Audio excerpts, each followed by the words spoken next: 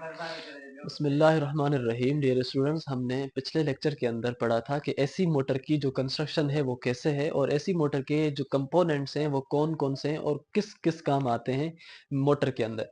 अब हम ये पढ़ेंगे कि एसी मोटर के अंदर जो बैक ईएमएफ प्रोड्यूस होती है, जिसकी वजह से ये पूरी एसी मोटर की जो वर्किंग है वो चल रही है, वो बैक ईएमएफ क्या है जो इसके अंदर प्रोड्यूस होती है और उसके क्या फायदे हैं, क्या इफेक्ट्स हैं, ये सब चीजें हम इस वीडियो के अंदर डिस्कस करने जा रहे हैं।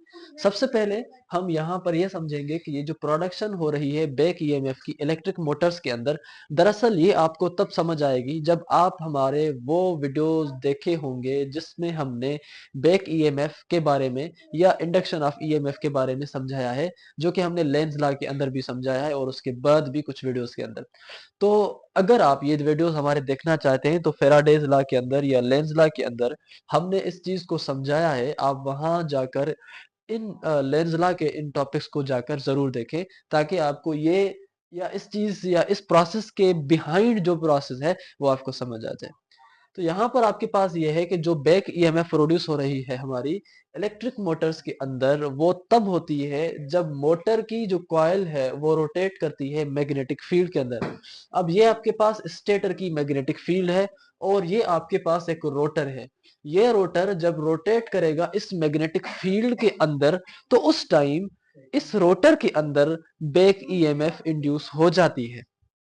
अब ये जो बैक ईएमएफ इस रोटर के अंदर इंड्यूस हो रही है, इस मैग्नेटिक फील्ड के अंदर रोटेट करने की वजह से वो डिपेंड करती है या वो चल रही है on the principle of Faraday's law of electromagnetic induction. और यही इलेक्ट्रिक मोटर का या एसी मोटर का जो वर्किंग प्रिंसिपल है। अब यहाँ पर हम इसकी जो थोड़ी बहुत एक्सप्लेनेशन है वो ये समझते हैं। मुझे आप ये बताएं कि हमने चैप्टर नंबर 18 के अंदर ये पढ़ा था कि जब भी किसी कॉइल के अंदर करंट मूव कर रहा हो या जिस किसी कंडक्टर अंदर करंट मूव करेगा, तो उसके अराउंड मैग्नेटिक फील्ड बनती है। ये हमने ऑलरेडी डिस्कस किया है।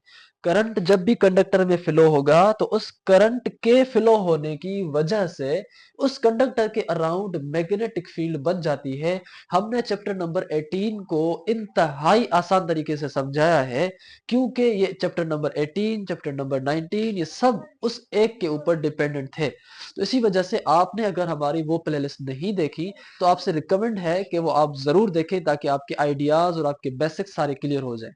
वो आपको एमडीकेट के अंदर और जो आपके बोर्ड के एग्जाम्स हैं उनमें 100% आपका साथ देंगे।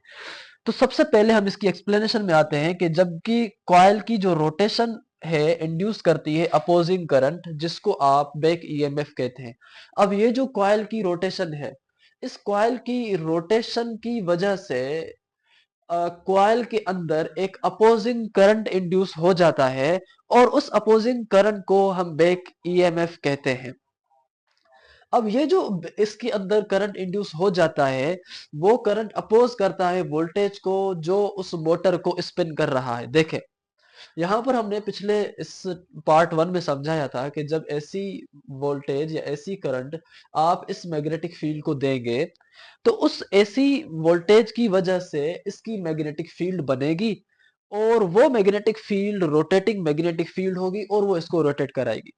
अब अगर मैं आपसे ये पूछूं कि भाई इसको रोटेट करने वाला काज कौन है, तो आप कहेंगे कि ये इसको रोटेट कर रहा है, ये वाला वोल्टेज। तो जब वोल्टेज इसके अंदर इंड्यूस हो जाता है और ये रोटेट करना शुरू करती है, तो ये और इसके अंदर इंड्यूस होने वाला ईएमएफ या इसके अंदर इंड्यूस होने वाला वोल्टेज अपोज करता है इस वोल्टेज को जो इसके अंदर है।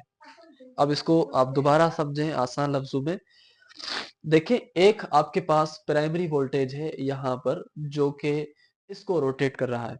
जब ये रोटेट करेगी तो इसके अंदर भी वोल्टेज या ईएमएफ इंड्यूस हो जाएगी।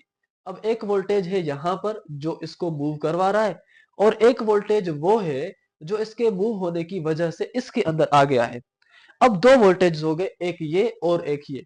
अब ये वोल्टेजेस आपस में एक दूसरे को अपोज करेंगे और उसी अपोजिंग की वजह से इसके अंदर एक बैक करंट या बैक ईएमएफ वाला करंट इंड्यूस हो जाता है, जो हमने यहां पर कहा है the current opposes the voltage that is causing the motor to spin. इस मोटर को जो स्पिन वोल्टेज कर रहा है वो ये कर रहा है, और यहाँ पर इसकी वजह से पैदा होने वाला करंट भी अपोज उसी को कर रहा है जिसने उसको पैदा किया।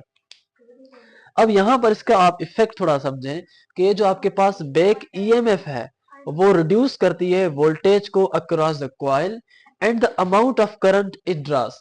अब ये बैक ईएमएफ जो इसके अंदर इंड्यूस हो जाती है इन दो वोल्टेजेस के अपोजिंग की वजह से, इन दो वोल्टेजेस के झगड़े की वजह से यहाँ पर वोल्टेज का जो अमाउंट है वो डिक्रीज हो जाता है। और जब वो वोल्टेज का अमाउंट डिक्रीज हो जाता है तो वोल्टेज के डिक्रीज हो जाने की वजह से वहां पर जो अमाउंट ऑफ करंट है वो भी डिक्रीज हो जाता है और वो करंट को भी ड्रा कम करता है।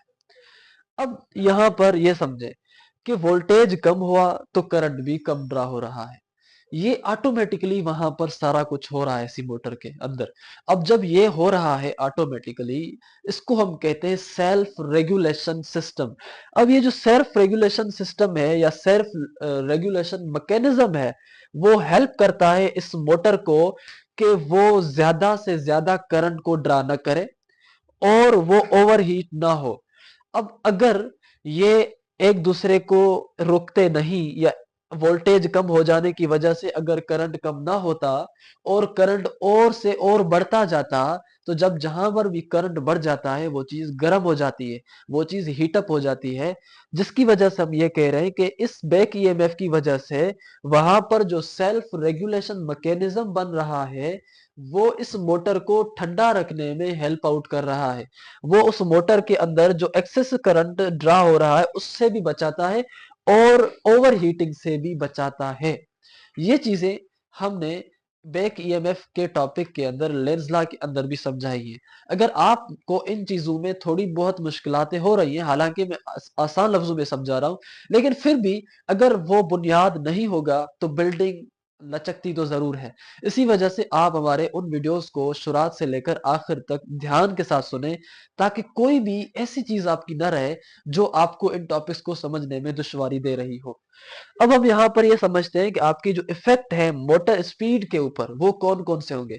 देखें, जो आपके पास रिलेशन है बैक ईएमएफ के दरमियान और मोटर की स्पीड के दरमियान, ये इनवर्स है। इसको आप ध्यान कर लें, इसको नोट कर लें, ये इंतहाई अहम है एमडीकेट के हवाले से और साथ साथ में बोर्ड के एग्जाम्स के भी हवाले से कि ये जो रिलेशन है मोटर की स्पीड और आपके पास जो उसके अंदर प्रोड्यूस होने वाली बैक ईएमएफ है वो आपस में इनवर्स हैं। देखिए, जो रिलेशनशिप है बैक ईएमएफ के दरमियान और मोटर की स्पीड या मोटर के करंट के दरमियान वो इनवर्स है। अब यहाँ पर ऐसे समझें कि जब आपके पास बैक ईएमएफ वो इंक्रीज होती है तो उस टाइम मोटर की जो स्पीड है वो भी हाई होती है, मगर वहां पर जो करंट है वो रिड्यूस होता है।